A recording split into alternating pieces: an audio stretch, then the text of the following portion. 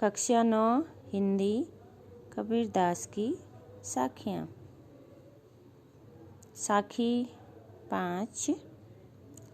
हिंदू मुआ राम कही, मुसलमान खुदाए, कहे कबीर सो जीवता, जो दुहु के निकट न जाए। तो कबीरदास जी कहते हैं, हिंदू हिंदू मुआ मरा हुआ या नकारा, राम राम का नाम कही कहना, मुसलमान मुसलमान या मुस्लिम लोग, खुदाए खुदा, खुदाई का अर्थ है खुदा। तो कबीरदास जी कहते हैं कि हिंदू राम का नाम लेते हुए मर गए और मुसलमान खुदा कहते हुए मर गए, पर दोनों ही ईश्वर को न पा सके। कहे कबीरा सो जीविता, कहे कबीर सो जीविता, कहे कहना कबीर कबीरदास जी, सो वो जीविता जीवित है, जो दुहु दोनों के निकट या पास न नहीं जाए जाना। तो कबीरदास जी कहते हैं कि हिंदू राम का नाम ले लेके मर गए और मुसलमान खुदा कहते कहते मर गए, पर दोनों ही ईश्वर को ना पा सके। अगली पंक्ति में कबीरदास जी कहते हैं कि वास्तव में जीवित कहलाने का अधिकारी वही है जो इन दोनों के पास न जाए, अर्थात जो वास्तव में जीवित कहलाने का अधिकारी वही है जो कि हिंदू मुस्लिम के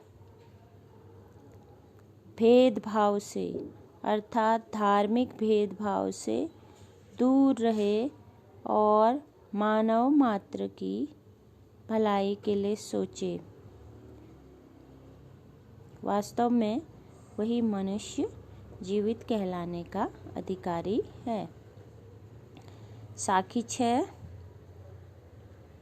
काबा फिरी काशी भया, राम ही भया रहीम, मोट चूर्ण मैदा भया, बैठे कबीरा जीम। काबा मुसलमानों का पवित्र तीर्थ, फिर काशी नगरी, भया हो गया, राम ही राम, भया हो गए रहीम। तो कबीरदास जी कहते हैं, जब मेरे मन से धार्मिक भेदभाव नष्ट हो गए, जब मेरे मन से धार्मिक भेदभाव हट गए या दूर हो गए, तो मेरे लिए काबा काशी के समान हो गया और राम रहीम के समान हो गए, अर्थात मेरे मन में हिंदू और मुसलमान को लेके कोई भेदभाव नहीं रहा। मोट चूर्ण मैदा भया, मोटा चूर्ण आटा,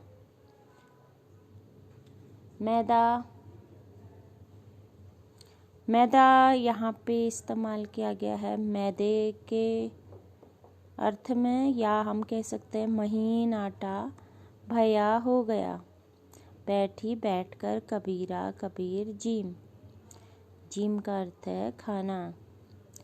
तो कबीरदास जी कहते हैं, जब मेरे मन से धार्मिक भेदभाव नष्ट हो गए, अर्थात जब मैं निष्पक्ष हो गया, तो मेरे लिए पवित्र काबा काशी के समान हो गया। काशी हिंदुओं की तीर्थ नगरी है, तो मेरे लिए काबा काशी के समान हो गया और राम का नाम रहीम के समान हो गया, अर्थात मेरे मन में दोनों धर्मों को लेके कोई भेदभाव नहीं रहा। मोट चूर्ण मैदा भया, मोटा आटा अर्थात अखाद्य पदार्थ मेरे लिए मैदे के समान हो गया, अर्थात महीन आटे के समान हो गया, खाने योग्य पदार्थ के समान हो गया, अखाद्य पदार्थ मेरे लिए खाने योग्य पदार्थ के समान हो गया। तो कबीर दास जी कहते हैं, बैठी कबीरा जीन, जिसे मैं आराम से खा सकता हूँ।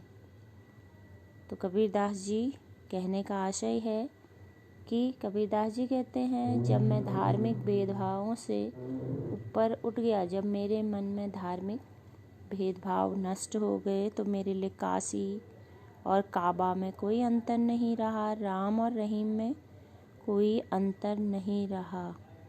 तो इसलिए मेरे जीवन की सारी बाधाएं स्वतः ही नष्ट हो गई। साकी साथ ऊंचे कुल का जन्मिया जे करनी ऊंच न होई, सुबरन कलश सुरा भरो साधु निंदा सोई।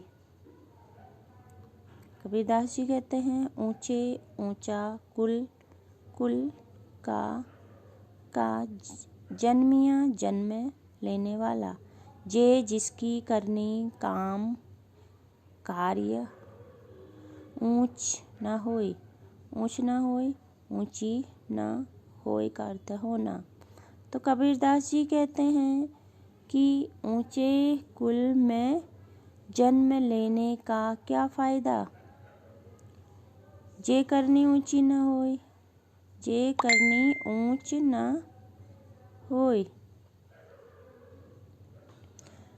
तो कबीरदास जी कहते हैं, ऊंचे कुल में जन्म लेने का क्या फायदा, अगर मनुष्य की करनी या उसके कार्य ऊंचे ना हों। उसका ऊंचे कुल में जन्म लेना ठीक इसी प्रकार है। वो व्याख्या करते हैं अगली पंक्ति में, सुबरन कलश सुरा भरो साधु निंदा सोई। सुबरन का अर्थ होता है सोने का कलश घड़ा, सुरा का अर्थ है मदिरा, भरो भरा रहना, साधु सज्जन मनुष्य या ज्ञानी मनुष्य, निंदा करना, सोई उसकी। तो कबीरदास जी कहते हैं कि ऊंचे कुल में जन्म लेने का क्या फायदा, अगर मनुष्य के कर्म ऊंचे ना होए। उसका ऊंचे कुल में जन्म लेना ठीक उसी प्रकार है जिस प्रकार सुबरन कलश सुरा भरो, जिस प्रकार सोने के घड़े में मदिरा भरी हो। घड़ा तो सोने का है लेकिन उसके अंदर भरा हुआ है मदिरा। तो साधु लोग इसकी निंदा करते हैं, अर्थात ज्ञानी मनुष्य इसकी निंदा करते हैं। कहने का अभिप्राय है कि मनुष्य ऊंचे कुल में जन्म लेने से महान नहीं बनता, बल्कि अपने कार्यों से महान बनता है। इसलिए मनुष्य को अपने कर्म महान बनाने पर बल देना चाहिए।